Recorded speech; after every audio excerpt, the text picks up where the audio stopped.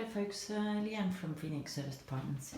I just want to show you where the washing machine is if you should require it, and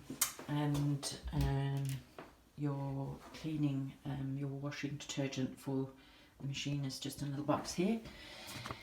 It's a triple strength, so washer, conditioner, brightener.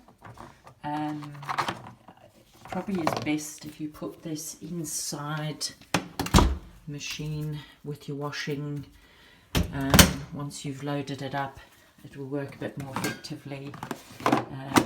If you're using liquid or powder, use one of the trays. This is for the powder, and this is for your conditioner, and if you want to put any brightener in as well. So come along, select the wash you want, really depending on how hot you want it or whether you've got cottons, delicates, etc. And then select your spin. I would probably just leave it on 1400 because that's going to give you the driest wash afterwards. Use a quick wash just to help conserve our environment a little. If you're able to, if you want to reduce ironing, then just select that as well.